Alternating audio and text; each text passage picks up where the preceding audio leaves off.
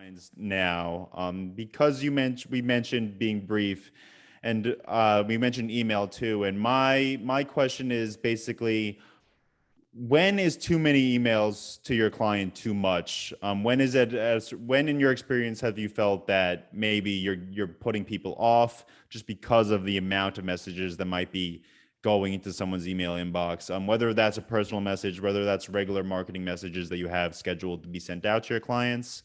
Is there ever a point where you think maybe too much is too much? I I think we all try to be very sensitive to that, and I certainly am. I think if you really get to the point of two emails and certainly three and you're not getting any response, I think, just take a break. I wouldn't say give up. I'm never one to give up, but at that point, I think maybe you just need to wait a month or maybe even a quarter to loop back with that prospect or client. And a lot of times it's not personal and it's just folks are really busy and people are dealing with lots of different consequences of the pandemic. I've certainly had instances with very good, solid clients, very recently actually, where I've not heard back for maybe a month or so. And then I get a note saying, we finally got away and, spent time with family or just been so busy cleaning up our house or moving. So I think you just have to be patient and space out the time.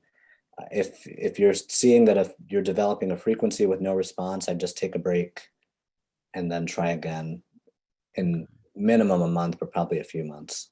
Okay. And I mean, do you set a regular schedule with your clients? Do you set reminders, things like that, to contact them if you haven't been in touch with them, or is it something that you're doing when you have the time and when you're taking care of sort of your daily emails in the morning?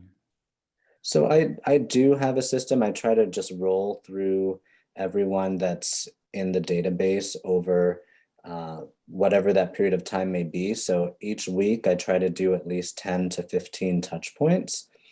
It may be less if it's a very busy week with people that are traveling or planning trips, and I'm spending a lot of time on that. So maybe I'll only get to five or something like that. But I try each week to cycle through, and Okay. it works out well because also hopefully people are going to be reaching out to us proactively too. So it does go both ways, where sometimes someone may be further down on your list just in terms of how you're sorting through it, and they'll reach out to you first, and then you move on to the next. But I do try to be systematic about it while also balancing what the day-to-day responsibilities are. And I mean, do things change when you've had a regular client for a long time? Are you more comfortable now reaching out to someone, maybe aside from you having a relationship with them and wanting to reach out to them, but specifically for your business, when you have a regular client who's is loyal to you, do you ever take that for granted and maybe slow down on the communications? I try my best not to. Okay. And there are several advisor colleagues, one in particular I'm thinking about, that always says, don't make sure you pay as much attention to the clients that make the least amount of noise. So because someone's that model client, I think you really still need to make sure you're giving them the same level of engagement as someone who maybe is much more high maintenance or much more demanding. So I try my best not to take those folks for granted and to think about the people that really I haven't heard from that are closer, but at least doing something. And when the relationships are that close, uh, that's where you could even send a text. Sometimes it's just a text message thinking of you, three lines, or you can even just do a voice memo and send it over. Or you take a picture of a sunset and you email it, something like that. But Okay. I try to always keep those folks, the more silent ones, as top of mind as those that are more challenging. Yeah, that's